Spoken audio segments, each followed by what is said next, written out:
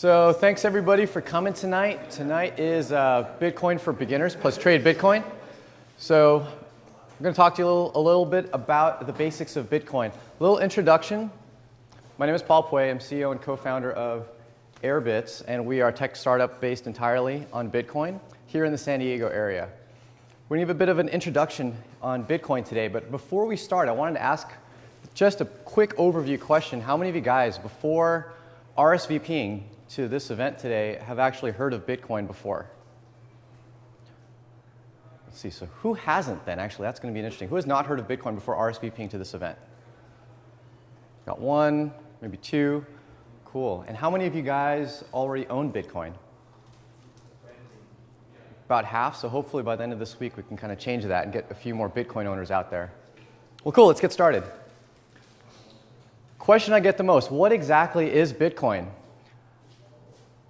To a lot of people, it's digital money. It definitely is that. It's a digital currency. It's a digital and really good store of assets. But really, really important, it's a digital payment network. On November 23rd of 2013, somebody had transferred $150 million worth of Bitcoin from one account to another account. It took about 2 seconds and cost zero in fees. And amazingly, it didn't require any banks, it required no government. And it didn't require any payment processor, no Visa, no MasterCard, nothing. This is something we've absolutely never done before. And that alone should allow you to grasp the disruptive potential of Bitcoin to payment networks, both domestic and international. In 2008, an anonymous developer by the name of Satoshi Nakamoto published a paper proposing a solution to a long-standing computer science problem. The Byzantine generals problem, as it was called, posed the issue of achieving consensus amongst a distributed network of untrusted peers. As one could probably guess, the response from the community was simply that there's no way he could have done it. They ridiculed him and laughed at him. And so his response in early 2009, in January of 2009, was to publish source code. And that source code was the start of Bitcoin. People downloaded it off the internet, it was entirely open source, installed it on their computers, and then started the entire Bitcoin ecosystem and network just from that. What exactly is Bitcoin? At its heart, Bitcoin is simply a distributed ledger. You've probably already used a ledger at one point in your life, or someone you know has used one. How many of you have heard of Quicken or QuickBooks, or have used it before? That's simply an electronic ledger. It's a file sitting on your computer that shows transactions. It shows an account that money comes from, an amount of money, and a destination for that money. It's the exact same thing with Bitcoin, except that instead of a file that's sitting on your computer, it's a file that's sitting on thousands of computers all over the internet. It's distributed. That's the beauty of it. One big difference between Quicken and QuickBooks and Bitcoin, however, is instead of there being names attached to those transactions, instead of there being categories attached to those transactions, there's just numbers. A lot of people will call it anonymous, but it's not truly anonymous. It's pseudonymous is what we call it in the Bitcoin world. Because even though there aren't any names or categories or notes attached to those transactions, every single transaction that's ever occurred since that beginning of 2009 is completely public and known to the entire world. A little bit different than what we're accustomed to. How are they created? Another really, really common question. We use the term mining in the Bitcoin land. And just like mining, you have to do work in order to get Bitcoin. Except that with this work, there isn't sweat and blood, and a bunch of digging and shovels and dirt. Instead, it's work to solve a computer puzzle, a mathematical numeric puzzle, similar to Sudoku. How many of you here have ever played Sudoku? Some people are probably addicted to it at one point in time. One of the principles of Sudoku that applies so well to Bitcoin mining is that it is very difficult to solve, or can be made incredibly difficult to solve, but it's very easy to verify. And in verifying, you simply add numbers that go left and right, they add up to a certain amount, then you've kind of solved it all. And in Bitcoin mining, we do something similar to this. Imagine if all of us here in the room were mining Bitcoin. We'd have our laptops, running the mining software, And that software would basically generate a Sudoku puzzle for each of us. Be the same puzzle, but we'd all have to go and try to solve it. Our computer would try to solve it. As soon as one person solved that puzzle, our computer would announce to the entire network and say, hey, I've got a solution. And here it is. And because Sudoku, or what we do in Bitcoin, is easy to verify, everybody else can verify that answer. And if everybody else verifies that answer and agrees that, yes, you did solve that puzzle, then your computer, your account, gets some Bitcoin. One of the aspects of the software in the network is that it wants only one person to solve this puzzle about every 10 minutes. So it regulates the difficulty. Notice the size of these Sudoku puzzles. Over time, if it notices that as a group we are solving Sudoku puzzles faster than every 10 minutes, it makes the problem harder and harder. If we're solving it in less than 10 minutes, it makes the problem easier and easier. It's self-regulating. And right now, every 10 minutes, someone solves this puzzle and earns 25 Bitcoin. How are Bitcoin actually stored and transmitted? It's one of the beauties of the protocol. Let's first look at how we store and transmit money today, fiat money, in our current payment system. Take Visa and MasterCard as an example. Today, we use what we call a pull network, meaning that I have my Visa or MasterCard, which has a 16-digit number, which has access to all potentially $15,000, $20,000 worth of credit. And I give that number, along with expiration date, security code, and whatnot, to somebody else and say, please take out the $3 that I really wanted you to take out for a cup of coffee. And then put all of that credit limit to risk. That's a pull network. Bitcoin is actually a push network in that instead of putting all that money at risk and giving someone your account number, you send money. It's digital cash. People give you their account number, but it's only a deposit account number, and you send money to it. In Bitcoin, you have two addresses. One is a deposit address. We call that a public address or a public key. And then you have a private address or a private key. Think of the private key as a PIN number. But holy smokes, that's a hell of a big PIN number. No one's going to be able to memorize that PIN number, so we use software to manage it for us. And that software is called a wallet. You can install it on your computer. It can be web-based. It can be on your phone. And it holds that PIN number and encrypts it so that other people can't access it. How does it actually look to transmit Bitcoin person to person? A lot of times it just works computer to computer or cell phone to computer. And we encode that public address into a barcode or a QR code. On my phone, if I wanted to receive money from somebody, I show my phone with a QR code, present it to the person who wants to pay me some money. Their phone scans it, brings that public address onto their phone, and their wallet creates the transaction, broadcasts it out to the network, so that all of those people that hold the ledger verify it and say, yes, you had that money in the first place, and now I'm going to transfer it to the address of the person who wanted to receive. It's pretty elegant. A little not so well-known secret in Bitcoin that's incredibly powerful is the scripting language of Bitcoin. Right now, the language that we use for most of our transactions, or the script that we use for most of our transactions, is simply, before we send the money, let's make sure that the person has the private key.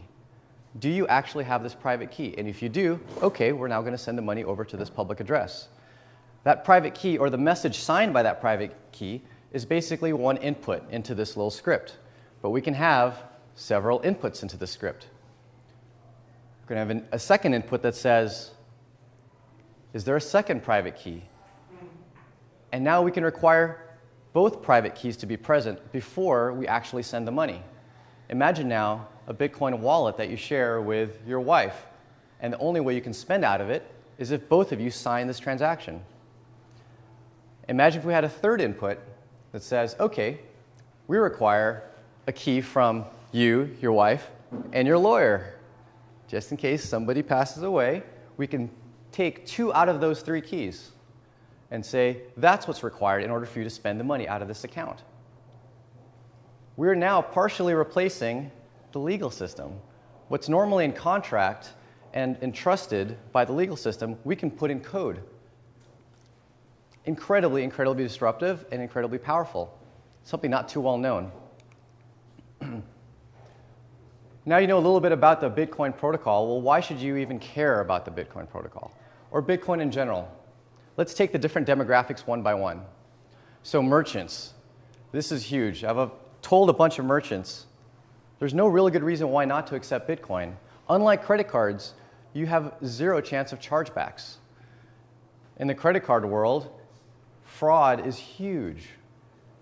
A lot of people probably heard of the story in November, December of last year of Target getting 80 million credit cards stolen. And the reason why someone wants to steal credit card numbers is because it's really easy to use. It's simply the public, it's not the public, it's the private key of your account. Bitcoin, zero chargebacks. Lower zero fees to accept it. If you accept Bitcoin in its raw form, there is no fee at all. However, there are payment processors that allow merchants to accept Bitcoin and have it instantly converted to cash. Costs are anywhere from 0 to 1%, way lower than you could ever expect from any credit card processor. The Bitcoin community is kind of like a sponge. A lot of people have Bitcoin and are just begging for places to spend it and use it and ways to support their economy. So as soon as a business comes online, there's almost instant publicity within the community. Another huge benefit for merchants. And then global reach. There's no other way to transfer digital money that allows you to reach pretty much the entire population of the world, so long as they've got internet access. A really powerful tool. Try Visa and MasterCard, guaranteed you won't get to a bunch of countries. Saudi Arabia, Iran, Iraq, almost certainly not accessible with conventional digital money transfer. So for the consumers, some big benefits. Identity theft. Think of every time you bought something on a website, even if it's digital music. You put in your credit card, you put in your name and your address, sometimes your phone number, email address, just to buy an MP3. All of that is just sitting duck information for identity theft. It doesn't happen with Bitcoin because you simply send the money. They don't pull it out from your account. Zero chance of credit card fraud. Works both ways, merchant and consumer. No fraud, but all of us benefit. And then merchant discounts. This is huge, and I love this. As merchants are realizing that they can save money and also attract an entire network of people by accepting Bitcoin, they're offering the savings that they get onto the consumers. They're passing it along. One of my favorite websites is gift.com, GYFT.com. Wife and I buy a bunch of gift cards with them, and they offer 3% back if you buy any of their gift cards. That's better than any credit card could possibly give you. We shop pretty much entirely for Christmas on gift.com. Even better, there's two merchants in the Hillcrest Farmers Market that really love Bitcoin, really want to support the ecosystem. They're offering 10 and 15% back. So definitely hit them up. Support the merchants that actually support the economy. Investors, and this is probably a big reason why a lot of you are over here. Bitcoin's been skyrocketing in value over the past 4 or 5 years now. That chart that you see on here is the current Bitcoin chart of about the past year. Starting at about under $30, ending the year in the $800 to $900 range, and right now we're in the $600 to $700 range. It's incredibly volatile, and I'll address that in a bit, but it's definitely increasing in value over time. But why should investors invest in Bitcoin? Look at your alternative investments. Most of them are based on the dollar. And this is what our dollar has been doing to us for the past 50, 60 years. Since about 1940, it's a little covered by our logo there. What was $1 is worth about 10 cents now. Probably even 5 cents if we go a little further back. And that's inflation just kind of gone, not quite rampant, but slowly and slowly stealing value away from your money. And this is within a person's lifetime. This is very, very noticeable. But they just do it slowly enough where we don't notice it on a day-by-day or month-to-month basis. But for sure, the dollar isn't where you want to be putting your money. Let's take a look at a really bad example of inflation. The dollar is actually a gold standard for not so bad inflation. The Zimbabwe dollar, starting in 2001, was at about 1 to 100 parity with the US dollar. And at the last point that they had used it in about 2009, we're talking exponentially huge inflation to 10 to the 28th, 10 to the 29th. For those of you that are scientists, you know that that's a gigantic number that doesn't even have an English term to pronounce it. They had printed a $100 trillion Zimbabwe bill, and near the end of its life, you couldn't even buy a cup of coffee with it. There were wheelbarrows full of bills that people would bring into shops just to buy a loaf of bread. So in essence, really, the power to print money and to control money flow shouldn't exist in the hands of a few people. And with Bitcoin, it doesn't. It's entirely regulated by software and through consensus of the entire Bitcoin ecosystem. A lot of people ask me the question, should I buy Bitcoin now? Isn't it too expensive? Right now it's in the almost $700 range. And how many people here think that a $700 Bitcoin is really expensive? Cool, I got at least one person. I'm sure other people think the same way too, and they're just not raising their hand. I know I thought it was at $100. I thought a Bitcoin was expensive at $100. It sounds expensive. We're like, but it's $100. What the heck? The thing you got to know is the value of a currency doesn't rely on its single unit exchange rate. You have to look at what we call the market cap, or market capitalization, which is the number of units of a currency times its current value, just like a stock market. And right now, there are only about 12, 13 million coins in the world. And at most, there will ever exist 21 million coins in the world. There's 6 billion people in the world. If this became a global currency, there's barely fractions of a coin available per person. The current market cap at about $700 a coin and about 12 million coins, we're looking at about $7 to $9 billion market cap, depending on how good the day is, since we are pretty volatile.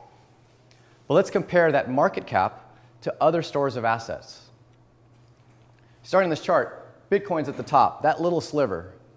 It says 9, you can probably barely read it, because at one point we're at 9 billion when the price was a little bit higher. But right below Bitcoin is silver, also still a sliver. Sliver is at a $350 billion market cap. Huge, almost 2 orders of magnitude larger than Bitcoin. And I would argue far less useful. As a store of assets, you've got to physically actually hold the coin. You've got to find a safe to put it in. It's inconvenient. It's heavy. And yet it's worth so much more. Let's take a look at gold. We've got $8 trillion market cap on gold. Now we're looking at 3 orders of magnitude larger than Bitcoin, and the same inconveniences, but we still value gold tremendously in this world. $1,200 an ounce times however many ounces we believe there are in gold. And unlike Bitcoin, which we know has a very finite limit, gold doesn't really have a finite limit that we know of. We've barely scratched the surface of how much gold there is in the world. We know that there's a ton more underwater, under the ground, and we just don't have the technology to dig it up. But as we know about technology, it moves quickly. And as it advances, it will become cheaper and easier to dig up gold. And now gold has the same potential of inflation as other store of assets. Now let's look at just currencies in general. All the currencies in the world, they amount to about $80 trillion worth of money.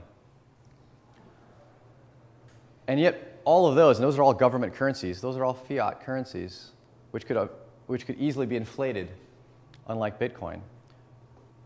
So to the root question, is a $600, $700 Bitcoin expensive? If Bitcoin achieved even parity with gold, we'd be looking at a 1,000 times increase of its current value, which means the $600, $700 Bitcoin would now become a $600,000 or $700,000 Bitcoin if it achieved parity with just gold. Not if it was used as a payment protocol, just as a store of assets equivalent to gold.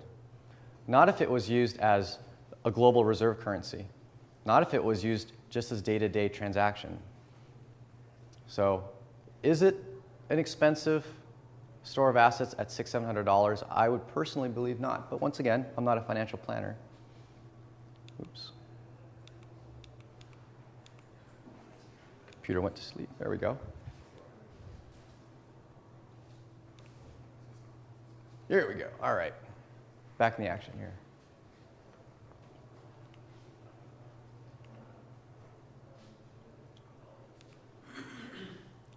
Other reasons to care. Bitcoin has the potential to really enact worldwide positive change. Think of those farmers in developing countries and their ability to access all of the consumers in the world. We have so many middlemen when it comes to bringing product from the farms to us in the developed countries. This is why we have certifications such as fair trade, because most of the time it's not fair. That farmer in Kenya that's growing coffee or beans or quinoa, you name it, has to go through a middleman to be able to actually sell his goods because he doesn't have access to the banking system. They don't want to put their actual locations out in the rural portions of the world. The irony of it is that those rural portions of the world actually have really good internet access. They have cell phones. And now with just simply a cell phone or a computer with internet access, they can sell their products online to the entire world. No need for Visa, MasterCard, no applications needed. We can bypass all of the middlemen. Positive change for other countries include women's rights. There are many countries, specifically Saudi Arabia, where women are not allowed to have bank accounts. And some where they are, they require permission from their husband. If they don't have a husband, they simply don't have a bank account. Now with just simply open source software sitting on a computer or on a phone, they can have a bank account in their hand. And then developer opportunities. The Bitcoin ecosystem is really nascent right now. It needs the help of a lot of people, specifically developers, to really bring it mainstream. A lot of the tools were built by engineers and they're for engineers. We're at the phase right now that the internet was in like the late 90s. Kind of like when we're typing into command line stuff. We didn't have the World Wide Web to make things a lot easier, or graphical email. So there's a lot of huge opportunities for developers. And if you are a developer out there, this is a great opportunity for you. Think of the different things we need. Great financial tools, ways of tracking our Bitcoin transactions. That ecosystem is incredibly nascent. That's something that we're actually tackling as well as a company. E-commerce integration. There's a few shopping cart plugins that are already available that support Bitcoin, but many that don't. And many websites that just have their own native payment system that needs Bitcoin integration in order to really advance this network. Content creators. This is what's super powerful about Bitcoin. Because the cost of a transaction is so cheap, we can do what are called micropayments. So imagine the potential for a content creator that makes videos on YouTube, makes songs, posts them on other various websites. The way they right now monetize that content is by advertising. And it requires millions and millions of hits for your video in order to generate such a small amount of revenue, on the order of $50 to $100. Instead of generating revenue through advertising that most of us don't even want to watch, we can charge fractions of a dollar, 10, 20 cents for a view, which for most of us is an impulse buy. And suddenly that 10 million hits doesn't have to be 10 million, it could be 100,000 hits. But 100,000 hits at 10 cents, now we're looking at $1,000 versus $100. But that system needs to be made. Those websites don't currently exist. Vending machines and ATMs, think of all the times that you interface with physical money because you're forced to, whether it be on a vending machine, whether it be on a washing machine, or an ATM to actually withdraw. A lot of huge potential to actually utilize Bitcoin for those systems. Digital contracts, like I had mentioned before, the scripting language in Bitcoin allows us to replace a lot of the financial transactions that we do through legal means and through contracts. We can now embed that into the Bitcoin ecosystem. And there are other technologies built on Bitcoin that are making that even more powerful. Mining hardware. We talked about the process of mining. It's solving this puzzle. Over time, more and more people get into mining. That puzzle becomes harder and harder and harder. And the people that are most profitable are the ones with the most efficient and most powerful computers or systems to solve that puzzle. We're now at the point where people cannot use computers. You cannot use your laptop, cannot use your desktop, and actually be profitable. We're now using custom-designed chips, custom-designed ASICs to mine. And hundreds of millions of dollars are going into companies that design these chips.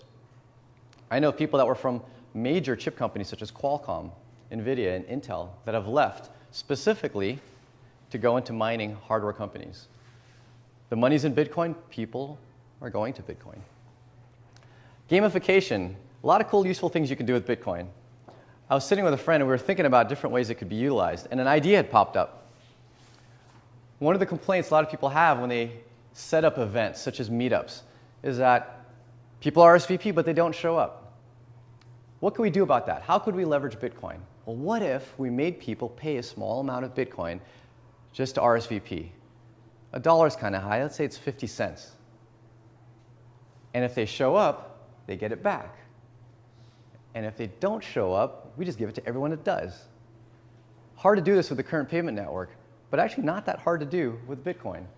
No one's done it, but who knows? Maybe meetup.com will actually implement it one day. And maybe we'll get great turnouts for all the meetups.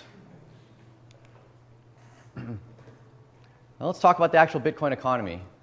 How you buy it, store it, spend it, and whatnot. A lot of people ask me this question: how do I get Bitcoin? Well, you can definitely buy it.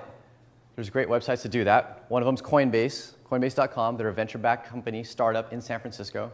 You link your bank account to them, just like PayPal, and you click buy. They go through some fraud prevention and whatnot, and then in a few days, you see some Bitcoin on your account, which you can then transfer out to a wallet.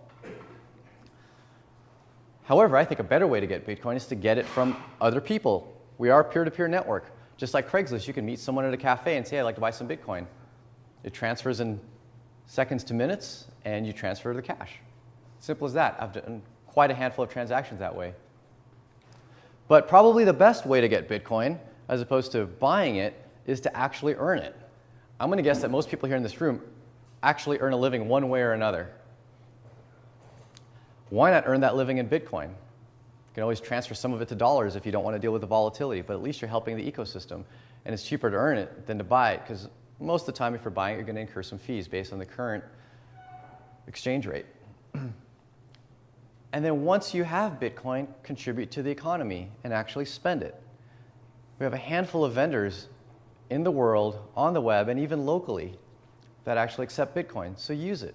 If there's anything I'd like to see, there's nothing more I'd like to see than actually hear a major vendor at the end of the year saying, this is what percentage we earned in Bitcoin, and it was huge, 5, 10, 15, 20%. That would be amazing, which is one of the reasons why I try to stay entirely in the Bitcoin economy as much as possible, such as buying some coffee over here at Pangea.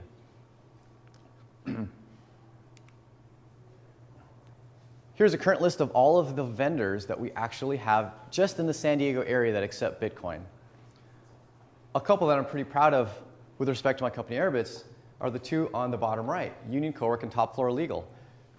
Our company is trying to be top to bottom in the Bitcoin economy. We convinced our landlord, or a co-working space, Union Cowork, to accept Bitcoin. In addition, Top Floor Legal is our attorney law firm, and they were very happy to take Bitcoin. Quite excited, both of them were. Are any of these companies represented by anybody out there in the audience right now? Anybody out there? Cool. So be aware, if you're looking for services, you've got some people out here that actually take Bitcoin. Get to know who they are. If you need a little help, I think we've got some legal assistants over here and some dental assistants representing. Hit them up after the meetup. We've got a mix and mingle session afterwards. It's a good opportunity to actually stay in the economy. And then a little bit of a shameless plug for our business, Airbits. So once again, we are a Bitcoin company. We're building tools and services for Bitcoin, and our focus is a business directory and a wallet. And our mission is to make Bitcoin really easy to use and build the user experience. Right now, it's all engineering tools, is what it feels like. Really nascent technology, not easy to use. And our goal is to make it friendly for everyone. We want to build a wallet and the directory that you'll give to your mom, to your grandma, to somebody that knows nothing about computers, who can barely use their smartphone. And we really hope to push the economy in that manner. We're pretty convinced that one of the barriers to adoption for Bitcoin is simply difficulty to use. We aim to solve that. That's the end of the presentation. We'd love to open it up for any questions.